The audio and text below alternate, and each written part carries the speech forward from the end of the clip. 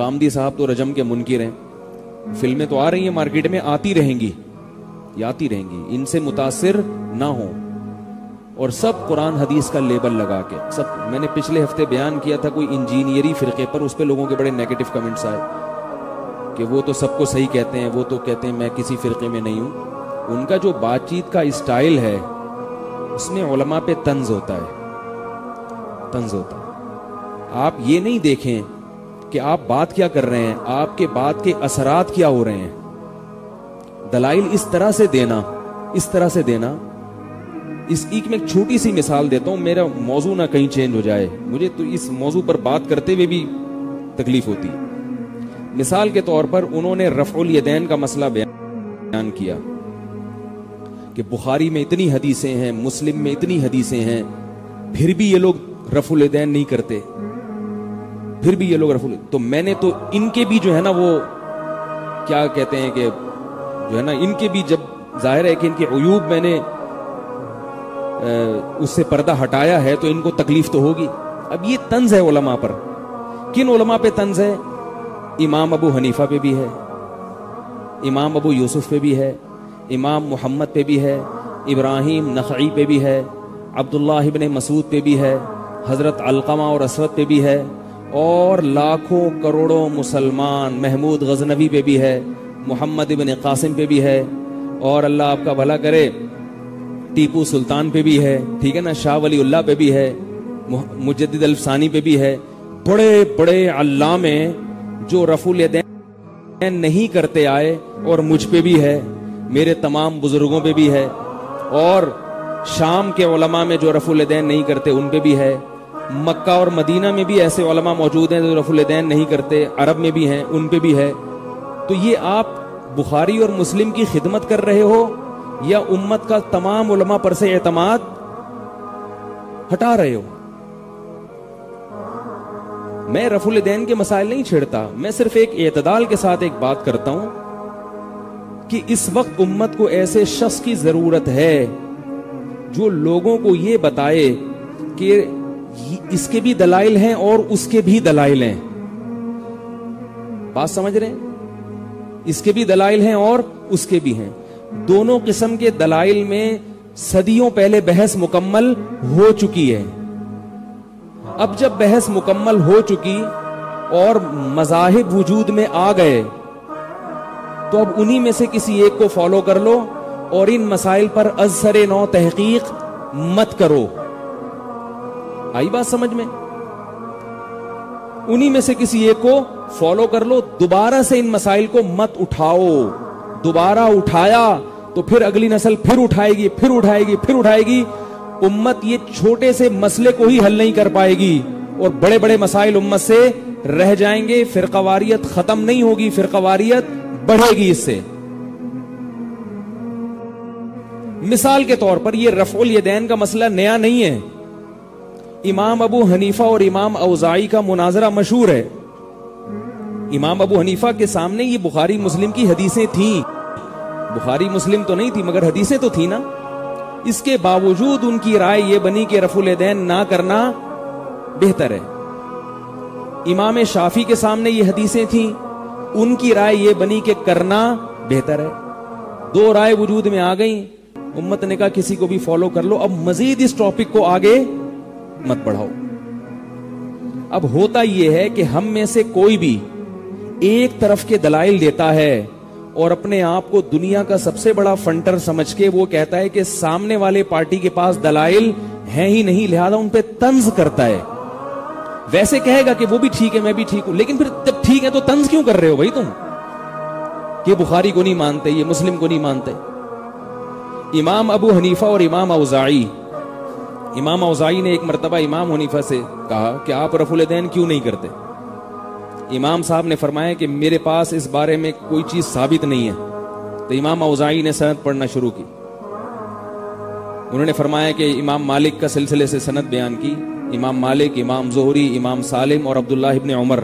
بہت زبردست سند ہے، اس کو سلسلۃ الذہب کہا جاتا ہے کہ نبی صلی اللہ علیہ وسلم نے نماز پڑھی اور رفع الیدین کیا. امام ابو حنیفہ نے اپنی سند پڑھنا شروع. اب دیکھو امام ابو حنیفہ کے پاس حدیث آ گئی نا، اس سے یہ کہنا کہ امام صاحب کو رفع الیدین کی حدیث کا پتہ ہی نہیں تھا، ایسا نہیں ہے، پتہ تھا، لیکن ان کی جو تحقیق تھی وہ اس کے برعکس تھی۔ وہ کیا ہے وہ میں بھی بتاتا ہوں۔ میرا مقصد یاد رکھیں، رفع الیدین کا مسئلہ چھیڑنا نہیں ہے، مقصد ہے کہ دونوں طرف ہیں۔ آپ چونکہ یا تو آپ کے پاس علم نہیں ہے، یا تفقہ نہیں ہے، بصیرت نہیں ہے، یا آپ کا ظرف چھوٹا ہے، آپ کو ایک طرف کا سمجھ میں آتا ہے، دوسری طرف کا سمجھنے کے لیے آپ تیار ہی نہیں ہیں، اور یہ سب اس لیے ہے کہ ایک چیز کے آپ اہل نہیں ہیں اور اہل بن کے بیٹھ گئے، تو پھر یہی ہوگا۔ یہ کام مجتہدین کے ہیں، رفع الیدین کا مسئلہ حل کرنا، امام کے پیچھے فاتحہ پڑھنا نہ پڑھنا، یہ ہم لوگوں کا کام نہیں ہے۔ یہ کس کا کام ہے؟ مجتہدین کا۔ وہ اس کام سے فارغ ہو چکے ہیں، انہی میں سے کسی کو فالو کرو۔ اب میں ملیریا کا ٹیکہ ایجاد کروں، بھائی یہ بڑے بڑے ڈاکٹروں کا کام ہے، انہوں نے کر لیا ہے یہ۔ تو میں یہ عرض کر رہا تھا کہ امام ابو حنیفہ رحمہ اللہ تعالی نے اپنی سند سنا، فرمایا حدثنا حماد قال حدثنا ابراہیم قال حدثنا علقمہ قال حدثني عبد الله بن مسعود الا اصلی بکم صلاۃ رسول اللہ صلی اللہ علیہ وسلم، کیا میں ایسے نماز پڑھ کے نہ بتاؤں جیسے نبی نے نماز پڑھی؟ پھر رفع الیدین تکبیر تحریمہ کے وقت کیا اور اس کے علاوہ نہیں کی۔ اب یہ مناظرہ ہو رہا ہے، کتنی شائستہ گفتگو ہو رہی ہے، دو بڑے بڑے وقت کے مجتہد۔ امام اوزاعی نے کہا کہ میں جو حدیث پیش کر رہا ہوں اس کے راوی کون ہے؟ امام زہری ہیں، بہت بڑے محدث ہیں۔ اس کے بعد حضرت سالم ہیں جو عبداللہ ابن عمر کے بیٹے ہیں۔ اس کے بعد عبداللہ ابن عمر صحابی رسول۔ امام ابو حنیفہ نے کہا میں جو سند پیش کر رہا ہوں حدثنی حماد، وہ کوفہ کے سب سے بڑے فقیہ ہیں۔ یہ مناظرہ پڑھے ہوئے مجھے 20-25 سال ہو گئے ہیں، تو الفاظ کو پکڑنے کی کوشش نہ کریں، کیونکہ آج کل یوٹیوب پہ ایک کلپ یہ بھی آ جاتا ہے کہ امام صاحب نے تو یہ نہیں بلکہ یہ کہا تھا۔ میں مفہوم بیان کر رہا ہوں، کیونکہ میں اس ٹاپک کے لیے ابھی بیٹھا نہیں تھا یہاں پہ، یہ تو ایک درمیان میں ضمناً بات آ گئی، ورنہ اس پہ بھی لوگ پکڑ لیتے ہیں، اصل چیز کو نہیں دیکھتے کہ جو آدمی مضمون بیان کرنا چاہ رہا ہے وہ کیا ہے۔ تو انہوں نے کہا کہ حماد بہت بڑے فقیہ تھے کوفہ کے، اور یاد رکھو حماد جو ہیں بخاری اور مسلم کے راویوں میں سے، اور دوسرا کیا، ابراہیم نخعی رحمہ اللہ تعالی ہمارے اسلاف میں ان بزرگوں میں سے ہیں جن کا جگہ جگہ امام بخاری نے بہت عزت اور احترام سے نام لیا ہے، اور فقیہ بھی تھے، صرف محدث نہیں تھے، ساتھ ساتھ فقیہ بھی تھے۔ اور پھر فرمایا دوسرے ہیں علقمہ، فرمایا تم نے علقمہ کے مقابلے میں پیش کیا ہے عبداللہ ابن عمر کو، یعنی جو میری سند جا رہی ہے، جو پیرالل چل رہی ہے نا سند، تمہاری سند میں اس کے بعد راوی آ رہے ہیں صحابی، میری سند میں آ رہے ہیں تابعی۔ فرمایا کہ علقمہ صرف اس لیے عبداللہ بن عمر سے کمتر ہیں کہ صحابی نہیں ہیں، ورنہ علم میں ان سے کم نہیں ہے۔ وہ عبداللہ بن عمر کو صحابی ہونے کی فضیلت حاصل ہے، مگر یہ دعویٰ کرنا کہ وہ علقمہ سے علم میں زیادہ ہیں، یہ دعویٰ نہیں کیا جا سکتا۔ اور پھر آگے فرمایا اس کے بعد میری حدیث کے راویوں میں عبداللہ ابن مسعود، ان کے بارے میں فرمایا اما ابن مسعود فہو ابن مسعود، عبداللہ بن مسعود وہ تو عبداللہ ابن مسعود ہیں، ان کے بارے میں کیا کہوں؟ کیا مطلب؟ اب یہاں سمجھو کہ محدثین کے استدلال کا انداز کیا ہے۔ امام ابو حنیفہ حدیث کے راویوں میں یہ نہیں دیکھ رہے کہ محدث کون ہے، محدث تو دونوں طرف ہیں، وہ یہ دیکھ رہے ہیں کہ میں جو سند پیش کر رہا ہوں وہ محدث ہونے کے ساتھ ساتھ ان کا شمار فقہا میں ہوتا ہے، اور آپ جو راوی پیش کر رہے ہو ان کا شمار محدثین میں ہوتا ہے، فقہ میں ان کا شمار ان لوگوں سے زیادہ نہیں ہے جن کو میں نے پیش کیا۔ کیا مطلب؟ کہ حدیث کو سمجھنا یہ کام ہے فقہا کا، زیادہ اچھا کون سمجھا ہے؟ وہ لوگ جن کو میں نے پیش کیا۔ اب میں اس کو بحث چھڑ گئی کیونکہ اتنی بات کر دی نا، تو اس پہ اب کلپ آنا شروع ہو جائیں گے، یہ حدیث ضعیف ہے، یہ فلان ہے۔ 5 منٹ کے اندر اندر جلدی سے سمیٹتا ہوں کہ ادھر چل پڑے ہیں، پھنس گئے ہیں اب۔ تو میں اصولی ایک بات کرتا ہوں آپ کے سامنے. دیکھو یہ جو بخاری اور مسلم کی جو حدیثیں ہیں, یہ جتنی بھی حدیثیں ہیں یہ بعد میں مرتب ہوئی ہیں, اسلام اس سے پہلے تھا. یہ جو ائمہ اربعہ ہیں نا, خاص طور پر امام ابو حنیفہ اور امام مالک, ان کا علم زیادہ تر مشاہدے پر مبنی ہے, مشاہدے پر, کیونکہ یہ وہ دور تھا جب تابعین اور تبع تابعین کی ایک جماعت زندہ تھی, تو یہ لوگ ان کو اپنی آنکھوں سے نماز پڑھتے ہوئے دیکھتے تھے. ان کو پتا تھا کہ یہ کون سی نبی کی نماز ایسی ہے جس کو فالو کرنا ہے اور کون سی نماز ایسی ہے جس کو فالو نہیں کرنا. بات آ رہی ہے سمجھ میں؟ ابراہیم نخعی بہت بڑے بزرگ ہیں, بہت بڑے محدث ہیں. ان سے کسی نے وائل ابن حجر رضی اللہ تعالیٰ عنہ کی حدیث سنائی رفع الیدین کرنے والی. ابراہیم نخعی نے فرمایا کہ اگر وائل ابن حجر نے نبی کو ایک مرتبہ رفع الیدین کرتے ہوئے دیکھا ہے تو عبداللہ ابن مسعود نے 1000 مرتبہ نہ کرتے ہوئے دیکھا ہے.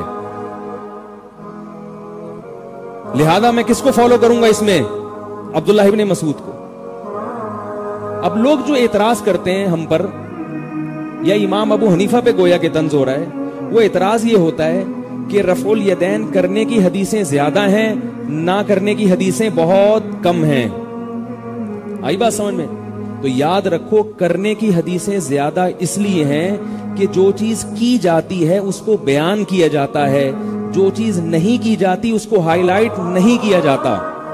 نبی نے جب جب رفع الیدین کیا صحابی نے بیان کر دیا, جب نہیں کیا تو اس کا تذکرہ نہیں کیا. بات آ رہی ہے سمجھ میں؟ بھئی دیکھو آپ کے گھر میں کوئی بندہ آیا, وہ جو کام کرے گا آپ وہ تو بیان کرو گے, جو نہیں کرے گا وہ تھوڑی بتاؤ گے آپ. میرے گھر میں ستار بھائی آئے تھے, انہوں نے چائے بھی پی تھی, میں نے ان سے دودھ کا پوچھا, انہوں نے دودھ بھی پیا, انہوں نے کھانا بھی کھایا, چلے گئے. یہ ہوتی ہے رپورٹ. اب آپ رپورٹ پیش, میرے گھر میں ستار بھائی آئے تھے, انہوں نے کپڑے بھی تبدیل نہیں کیے, انہوں نے بریانی بھی نہیں کھائی, پلاؤ بھی نہیں کھائی, کھچڑی بھی نہیں کھائی. بھائی لاکھوں چیزیں جو انہوں نے نہیں کھائیں. انہوں نے شربت بھی نہیں پیا, انہوں نے کولڈ ڈرنک بھی نہیں پی, انہوں نے پیپسی بھی نہیں پی, انہوں نے بھائی یہ بتا دو کیا پیا؟ انہوں نے ڈیو پی, اس کا مطلب پیپسی نہیں پی, اس کا مطلب باقی بوتلیں نہیں پی. تو جو چیز نہیں کی جاتی اس کو راوی بیان نہیں کرتے. آئی بات سمجھ میں؟ اس لیے رفع الیدین کی جو حدیثیں تھی وہ تو آ گئیں, نہ کرنے کی روایتوں کو صحابہ نے بیان نہیں کیا. اب سوال یہ پیدا ہوتا ہے کہ پھر امام ابو حنیفہ کو پتہ کیسے چلا کہ نہ کرنے کا عمل زیادہ ہے, کرنے کا عمل کم ہے؟ یہ پتہ کیسے چلا؟ اس کا قرینہ کیا ہے؟ اس کا قرینہ صحابہ کا عمل. صحابہ میں زیادہ تر صحابہ رفع الیدین کے بغیر نماز پڑھا کرتے تھے. میں اس موضوع پر بہت لمبا جاؤں گا نا تو پھر وہی بحث. گل ویلے دی تے پھل موسم دا. امام بخاری کے شاگرد ہیں امام ترمذی. امام ترمذی مذاہب کو نقل کرنے میں بہت محتاط سمجھے جاتے ہیں. امام ترمذی نے رفع الیدین کی حدیث ذکر کی اور اس کے نیچے لکھا وَبِهِ يَقُولُ بَعْضُ أَهْلِ الْعِلْمِ مِنْ أَصْحَابِ النَّبِيِّ صلی اللہ علیہ وسلم. یہی مذہب ہے بعض اہل علم کا صحابہ میں. کیا مذہب؟ رفع الیدین کرنا. آئی بات سمجھ میں؟ نیچے حدیث لکھی ہے رفع الیدین نہ کرنے کی. نیچے کون سی حدیث لکھی ہے رفع الیدین نہ کرنے کی؟ نہ کرنے کے نیچے لکھا ہے, خود جا کے ترمذی میں دیکھ لیں, نہ کرنے کے نیچے لکھا ہے وَبِهِ يَقُولُ غَيْرُ وَاحِدٍ مِّنْ أَهْلِ الْعِلْمِ مِنْ أَصْحَابِ النَّبِيِّ صلی اللہ علیہ وسلم. یہی مذہب تھا بہت سارے صحابہ کا اہل علم میں. یہ کون کہہ رہا ہے؟ امام بخاری کے شاگرد. ان الفاظ سے پتہ چلتا ہے کہ رفع الیدین کرنے کا مذہب امام ترمذی کی نظر میں تھوڑے صحابہ کا تھا اور نہ کرنے کا مذہب بولو بھائی زیادہ سا. اس پر فوراً کوئی اشکال کر سکتا ہے کہ بھائی جو پہلا اشکال تو لوگ یہ کریں گے کہ ہم نے نبی کا کلمہ پڑھا ہے صحابہ کا نہیں پڑھا, ہمیں حکم ہے نبی کی حدیث کو فالو کریں, صحابہ کو فالو نہیں کریں. تو اس کا جواب فوراً دے دیا کریں ہم نے تو نبی کا پڑھا تھا, صحابہ نے کس کا کلمہ پڑھا تھا؟ ہے بھائی آپ حدیث کی ایسی تشریح کرو جس سے صحابہ اور نبی کا تضاد ختم ہو جائے, یہ بہتر ہے. یہ ایسی تشریح کرو جس سے آپ تو نبی کے ساتھ کھڑے اور صحابہ کو آپ نبی سے سائڈ ہٹا دیں کہ ان کو نہیں پتا تھا ہم لوگ کو بتائے. آ رہی ہے بات سمجھ میں؟ تو صحابہ میں امام اس پہ اور بہت سارے دلائل ہیں، میرا موضوع نہیں ہے، یہ موضوع نہیں ہے، تو صرف ایک اشارے دے رہا ہوں، اور میں کرنے والوں پہ طنز نہیں کر رہا. انہوں نے روایتوں، انہوں نے کہا بعض صحابہ کرتے تھے نا، اور روایات بھی ہیں تو بس ٹھیک ہے. انہوں نے نہ کرنے والی روایت کو بیان جواز پہ محمول کر دیا کہ بھئی نہ کرنا بھی جائز ہے، اس لیے صحابہ نہیں کرتے تھے. ہم کہتے تھے کہ نہیں، امام حنیفہ کی رائے یہ کہ نبی صلی اللہ علیہ وسلم کی اکثر نماز وہ رفع الیدین کے بغیر تھی. ابتدائی دور میں آپ صلی اللہ علیہ وسلم نے رفع الیدین بہت زیادہ کیا ہے، لیکن یہ کیونکہ کثرت رفع الیدین خشوع و خضوع کے منافی ہے، بار بار ہاتھ اٹھانا پڑتا ہے، تو اس لیے آپ صلی اللہ علیہ وسلم نے اس میں کمی کی. اس کی سب سے مضبوط دلیل سنن نسائی کی صحیح حدیث ہے کہ نبی نے 2 سجدوں کے درمیان بھی رفع الیدین کیا ہے اور پھر اس کو ترک کیا ہے آپ صلی اللہ علیہ وسلم نے.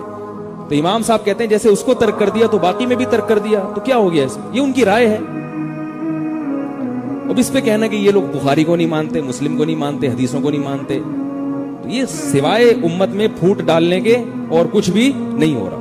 بہت مضبوط ان کے دلائل ہیں. تو امام ترمذی کیا کہتے ہیں؟ صحابہ میں اکثریت نہیں کرتی تھی. اب نہیں کرنا یہ اس کی علامت ہے کہ رسول اللہ صلی اللہ علیہ وسلم کا رفع الیدین نہ کرنے کا عمل زیادہ تھا، کرنے کا عمل کم تھا. ہاں میں اس پر اشکال کر رہا تھا، بعض لوگ یہ اشکال کر سکتے ہیں کہ بھائی ہم نے کلمہ کس کا پڑھا ہے؟ نبی کا، صحابہ کا نہیں. تو اس کا جواب ہے کہ صحابہ نے کس کا کلمہ پڑھا تھا ہے بھائی. دوسرا اشکال یہ کر سکتے ہیں کہ جو صحابہ رفع الیدین نہیں کرتے تھے ہو سکتا ہے ان کو رفع الیدین کی حدیثیں معلوم نہ ہو. یہ اس لیے غلط ہے کہ امام ترمذی یہ نہیں کہہ رہے وہ بھی یقول غیر واحد من اصحاب النبی، یہی مذہب ہے بہت سارے صحابہ کا، یہ نہیں کہہ رہے وہ بھی یقول غیر واحد من اہل العلم من اصحاب النبی. صحابہ میں جو علماء تھے ان میں بہت سوں کا یہ مذہب ہے. تو کیا علماء کو نبی کی نماز نہیں پتہ ہوگی جو صبح شام نبی جو نماز پڑھ رہے ہیں رفع الیدین سے پڑھ رہے ہیں کہ بغیر رفع الیدین کے پڑھ رہے ہیں؟ کیا صحابہ کو یہ علم نہیں ہوگا؟ کیوں بھائی؟ دوسری بات یہ کہ نبی صلی اللہ علیہ وسلم کی وفات جہاں ہوئی ہے اس شہر کا نام کیا ہے؟ بولو نا. مدینہ. اس شہر کا نام کیا ہے؟ مدینہ. اور اس وقت نہ بخاری تھی نہ مسلم تھی. اس وقت حدیث یہ نہیں تھی حدثنی فلان قال حدثنی فلان، مجھ سے یہ کہا فلاں راوی نے کہ نبی نے یہ فرمایا. اس وقت جس نے نبی کی نماز دیکھنی ہے مسجد نبوی میں جا کے دیکھ لے، جیسے پڑھ رہے ہیں ویسے پڑھنا شروع کر دے. صلو کما رأیتمونی اصلی، نبی نے اہل مدینہ سے فرمایا جیسے میں نماز پڑھتا ہوں پڑھو. تو نبی کی جب موت واقع ہوئی ہے تو ہم دیکھتے ہیں کہ مسجد نبوی میں کیسی نماز پڑھی جا رہی تھی اس وقت اور مدینہ میں کیسی پڑھی جا رہی تھی. اس کی گواہی امام مالک نے دی ہے. المدونۃ الکبریٰ میں امام مالک کے شاگرد ہیں قاسم، جو سب سے مستند روایت سمجھی جاتی ہے. امام قاسم کہتے ہیں کہ میں نے امام مالک سے رفع الیدین کے بارے میں پوچھا، امام مالک نے فرمایا کہ میں نے اہل مدینہ کو رفع الیدین کرتا ہوا نہیں پایا. نہیں آ رہی نا؟ تو وہ مدینہ جہاں نبی کی موت واقع ہوئی وہاں تابعین، صحابہ کے جو شاگرد تھے نا وہ تابعین، وہ رفع الیدین نہیں کر رہے تھے. تو اس سے بھی استدلال کیا گیا ہے کہ بھئی یہ تو بخاری مسلم تو تھی نہیں، یہ تو فالو کر رہے تھے، سینہ بسینہ دیکھ رہے تھے. دوسرا علم کا سب سے بڑا مرکز تھا اس وقت کوفہ. کیوں مرکز تھا یہ بھی بتا دوں. اس لیے کہ آخری خلیفہ حضرت علی جو دار الخلافہ ہوا کرتا ہے، آپ کو پتہ ہے علم کا مرکز ہوتا ہے. جیسے ایک زمانے میں بغداد تھا، تو حضرت علی جب ہجرت کر کے گئے ہیں کوفہ، 1400 صاحب علم صحابہ بڑے بڑے علامے وہ حضرت علی کے ساتھ کہاں چلے گئے؟ کوفہ میں. اور وہاں عبداللہ ابن مسعود جیسے فقیہ پہلے سے موجود تھے. عبداللہ بن مسعود کا تو بہت بڑا مقام ہے، اتنا بڑا مقام ہے کہ ابن تیمیہ فرماتے ہیں کہ فقہ کا مطلب قرآن اور حدیث سے مسائل نکالنے میں اللہ نے جیسے عبداللہ بن مسعود اور ان کے شاگردوں کو شہرت دی ہے، ایسی شہرت اللہ نے کسی کو نہیں دی. ایسی شہرت کسی کو بھی نہیں ملی. اور حضرت ابو موسیٰ اشعری نے فرمایا ایک دن عبداللہ بن مسعود کی طرف اشارہ کر کے، لا تسألونی ما دام فیکم ھذا الحبر موجودا، مجھ سے اس وقت تک مسائل نہ پوچھا کرو جب تک تمہارے درمیان یہ علامہ موجود ہیں. وہ ایک دوسرے کا احترام کرتے تھے. وہ نہیں کہتے تھے میں قرآن حدیث سے بتاتا ہوں مجھ سے پوچھو، یہ والا کیا کر رہا ہے اس سے نہیں پوچھو. تو بھائی وہ جانتے تھے کہ قرآن حدیث میرے پاس بھی ہے، ان کے پاس بھی ہے، لیکن وہ اعتراف کر رہے ہیں یہ زیادہ اچھا سمجھتے ہیں مجھ سے، کیونکہ صحابی تھے نا، تربیت ہوئی بھی تھی. آج کل جو نئی نئی فلمیں آ رہی ہیں ان بیچاروں کی تربیت نہیں ہے، کبھی کسی بزرگ کی جوتیاں سیدھی نہیں کی انہوں نے، کسی بزرگ سے ڈانٹ نہیں کھائی. علم حاصل کرنے کے لیے اپنے آپ کو مٹانا پڑتا ہے، تواضع پیدا کرنی پڑتی ہے، انکساری پیدا کرنی پڑتی ہے. آئینہ بنتا ہے رگڑے لاکھ جب کھاتا ہے دل، کچھ نہ پوچھو دل بڑی مشکل سے بن پاتا ہے دل. جب یہ رگڑے ہوتے ہیں تو پھر بزرگوں کا احترام دل میں آتا ہے، اکابر کا، علماء کا، ائمہ کا، محدثین کا، سب سے عقیدت محبت ہوتی ہے. ان کے بارے میں انسان زبان بہت احتیاط سے استعمال کرتا ہے، اپنے آپ کو ان کے مقابلے میں جاہل کہتا ہے بھائی ہم جاہل ہیں، وہ تھے پڑھے لکھے. سمجھ رہے ہو کہ نہیں سمجھ رہے؟ ان کے مقابلے میں بعض لوگ کہتے ہیں کہ پھر آپ اپنے آپ کو مفتی کیوں کہتے ہیں؟ بھائی ہم آپ کو آپ کے مقابلے میں مفتی کہہ رہے ہیں، صحیح ہے نا؟ عجیب عجیب طنز آتے ہیں میرے اوپر. آپ تو کہہ رہے ہیں کہ آپ لوگ اپنے آپ کو مقلد ہیں، آپ تو جاہل ہیں، آپ کو تو آتا کچھ نہیں ہے. کچھ نہیں آتا مجتہدین کے مقابلے میں، آپ کے مقابلے میں اللہ کا شکر ہے بہت کچھ آتا ہے. آپ کو تو اتنا بھی نہیں آتا کہ کیسے بزرگوں کا احترام ہوتا ہے، کیسے ادب ہوتا ہے، کیسے تمیز ہوتی ہے. ہاں ٹھیک ہے ہم بہتوں کے مقابلے میں نالائق ہیں، ہم یہ نہیں کہتے. تو دوسرا علمی مرکز کیا تھا؟ کوفہ تھا. اب کوفہ میں عبداللہ ابن مسعود گئے ہیں، حضرت علی گئے ہیں. کوفہ کے بارے میں اہل کوفہ کا اجماع تھا کہ وہ رفع الیدین نہیں کرتے تھے. مصنف ابن ابی شیبہ کی روایت ہے کان اصحاب علی وابن مسعود لا يرفعون ایدیہم فی الصلاۃ. حضرت علی کے شاگرد اور عبداللہ بن مسعود کے شاگرد رفع الیدین نہیں کرتے تھے. البتہ حضرت علی سے بعض موقع پر احیاناً ثابت بھی ہے، تو ہم بھی کہتے ہیں اگر کوئی کبھی کر لے تو کوئی حرج نہیں ہے، اس میں کچھ بھی نہیں ہوگا. تو ناجائز تھوڑی کہتے ہیں. افضل کیا ہے کہ عام طور پہ جو آپ کی نماز ہونی چاہیے وہ رفع الیدین کے بغیر. یہ امام ابو حنیفہ کی رائے ہے، اور اسی رائے کو امت کے ایک بہت بڑے طبقے نے فالو کیا ہے. اور وہ کہتے ہیں یہ قرآن کے اس قریب بھی ہے کہ اس میں خشوع زیادہ ہے. آپ دیکھیں جو لوگ بار بار کر رہے ہو تو بار بار ہاتھ ہلا رہے ہوتے ہیں، تو وہ کہتے ہیں بھائی اسکنو، نماز میں سکون پیدا کرو. لیکن اس کے باوجود امام شافعی بھی ہمارے لیے قابل احترام ہے. انہوں نے روایات کو دیکھا، حدیث کے ظاہر کو دیکھا، کوئی اگر اس کو فالو کرتا ہے سبحان اللہ. صحابہ کرام میں اگر اکثر صحابہ امام ترمذی کی شہادت کے مطابق رفع الیدین نہیں کرتے تھے تو بہت سے کرتے بھی تو تھے نا، تو ان کو بھی تو ہم تھوڑی مسلمانوں کی فہرست سے نکال سکتے ہیں. تو اس لیے ہمارے بزرگوں نے ایک بڑی پیاری بات کہی ہے کہ اللہ تعالیٰ نے کو جو ہے نا، اللہ تعالیٰ کو اپنے نبی کی ہر ادا اتنی اچھی لگی کہ اللہ نے کسی نہ کسی شکل میں وہ ادا قیامت تک کے لیے محفوظ کر دی. یہ والی بھی محفوظ کر دی، وہ والی بھی محفوظ. لیکن یہ جو بیچ والی ہے کہ یہ والا ادھر والے کو اور وہ والا ادھر والے پہ طنز مارے، کیونکہ یہ طنز کیے جا رہے ہیں، طنز مارے جا رہے ہیں. یہ بخاری کو نہیں مانتے، یہ مسلم کو نہیں مانتے، یہ فلاں کو نہیں مانتے، یہ یوں کو نہیں مانتے. تو اہل کوفہ بھی نہیں کرتے تھے. تو یہ دو بڑے بڑے علمی مرکز تھے. اگر یہ نہیں کر رہے تو اس کے نہ کرنے کو بھی دلیل سمجھا گیا ہے کہ بھئی نبی صلی اللہ علیہ وسلم کا زیادہ تر عمل یہ تھا. باقی وہ میں نے وجہ بتا دی کہ رفع الیدین کی حدیثیں. اچھا ایک آخری بات، ترمذی کے جو حدیث ہے عبداللہ بن مسعود کی رفع الیدین نہ کرنے والی، اس کو بھی یہ لوگ کہتے ہیں ضعیف ہے، اور عبداللہ ابن مبارک کے حوالے دیتے ہیں. عوام کے پاس کامل علم نہیں ہوتا، عوام کو مغالطے میں ڈالنا بہت آسان ہے. حقیقت یہ ہے کہ عبداللہ ابن مسعود سے ترمذی میں دو روایتیں ہیں. ایک روایت میں آتا ہے کہ نبی نے ایسے نماز پڑھی اور صرف تکبیر تحریمہ میں رفع الیدین کیا.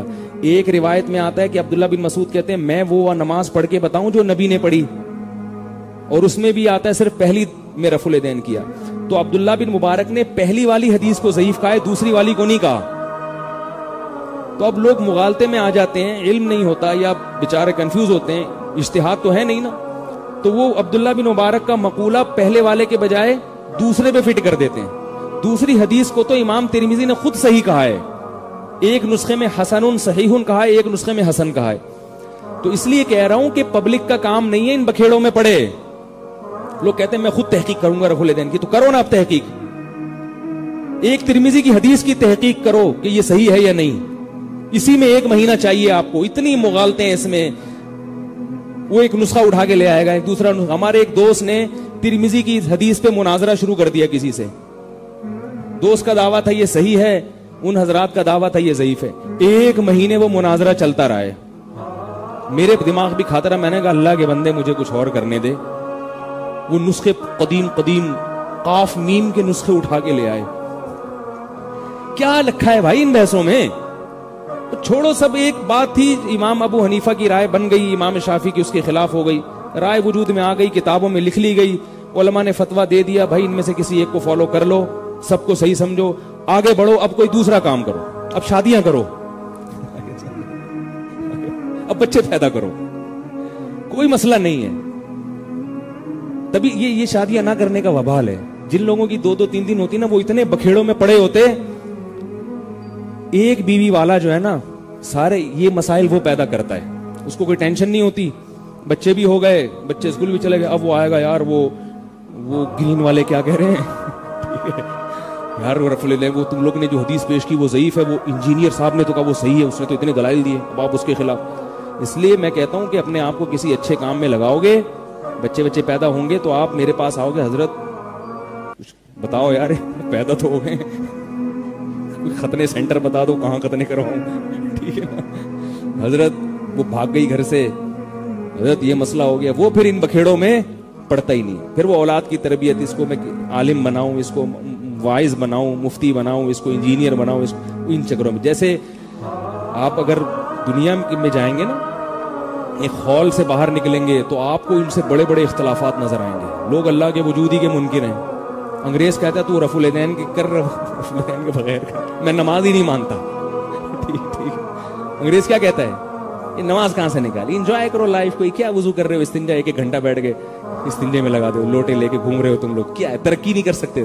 انگریز تو ان باتوں پہ اعتراض کرتا ہے. لبرل لوگ جو ہے نا, ان کو تو استنجے پہ بھی وہ غصہ آتا ہے, یہ کیا ہے, کھڑے کھڑے پینٹ زپ کھولو, پیشاب کرو, نکلو یہاں سے. یہ کیا مولویوں نے بنایا ہوا ہے, وہ بیٹھو لیٹرین میں جانے کی دعا, لیٹرین سے نکلنے کی دعا ہے بھائی. وہاں بیٹھو, پھر 2 لوٹے پورے چھینٹے نہ پڑ جائیں. انگریز جو ہے نا ان باتوں پہ ہنس رہا ہے. تو ہم نے انگریز کو یہ سمجھانا ہے کہ بھائی جانے کی بھی دعا ہوتی ہے کیونکہ اسلام تہذیب سکھاتا ہے, بھائی واش روم بھی تمیز سے جاؤ. یہ کیا ہے, میں ایک دفعہ کسی دوسرے ملک میں تھا, ملک کا نام نہیں بتاؤں گا آپ کو, وہ اس ملک کی توہین ہو جائے گی. تو میں نے دیکھا کہ وہ ایک جہاز, نئی فلائٹ آئی ہے, کچھ گورے اترے. میں پہلی مرتبہ یہ منظر میں نے دیکھا تھا. کچھ گورے اترے, لائن سے کھڑے ہوئے ہیں. گورے اترتے ہی نا وہ سوٹ ٹائی میں تھے, بریف کیس ان کے ہاتھ میں, اور وہ یعنی عام جہاز نہیں تھا جو مسافروں والا جہاز ہوتا ہے, کوئی حکومتی اہلکار ہوں گے. رن وے پہ ہی اتر گئے. وہ پتہ نہیں رن وے پہ کیوں اترے, کیا حکمتی واللہ والا.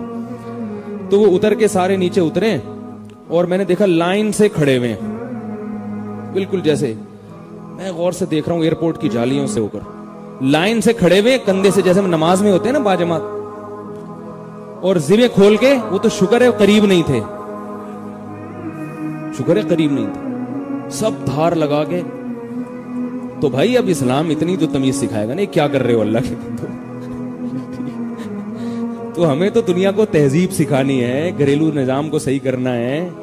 ہم اگر ابھی ان چکروں میں پڑیں گے تو اس لیے سب کے پاس قرآن و حدیث ہے.